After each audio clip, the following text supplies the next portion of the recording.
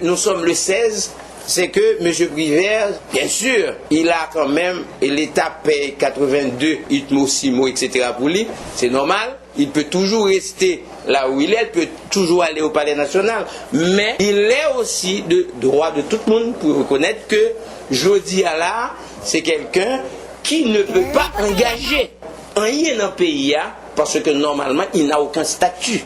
C'est-à-dire que rapport de force là, mettez le côté lié, ça veut dire que, mais tout le monde, par exemple, qui gagne, ça me capable de honnêteté intellectuelle, et même capable de dire une certaine honnêteté au niveau politique, il faut rendre compte que le 14 passé, donc vous n'êtes plus président, donc ça veut dire que si vous continuez à quitter le président, son usurpateur, ça veut dire que vous prenez un titre qui n'est pas pour vous.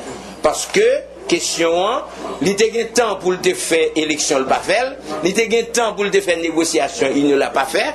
Et aujourd'hui, voilà, le pays se retrouve, comme c'est Mdadou, sans instance de direction.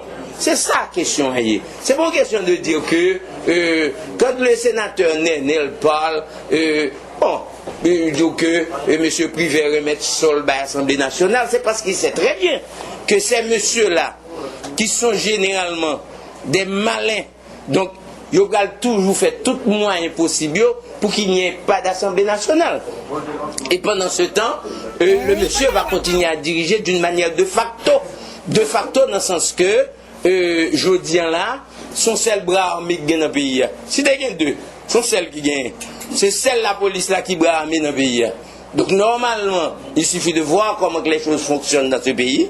Donc à ce moment-là, M. Privert peut toujours se vanter ensemble avec ces fameux 10 sénateurs dans des signes pour dire que ils ont demandé pour une rallonge, tandis que eux, ils peuvent s'arroger les droits de demander à ce que M. Privert reste au pouvoir, tandis que les autres dit qu'il faut l'aller, ils ont même dit que les gens qui disent ça, c'est des destructeurs de la nation. Le Sénat de la République n'a pas de président et ça a été une tactique de la part de ces messieurs qui représentent le pouvoir ici au Sénat de la République pour faire en sorte que le Sénat soit représenté liquidement, comme nous tous constatons. C'est un Sénat qui est représenté liquidement. Ça veut dire qui n'a pas de colonne vertébrale.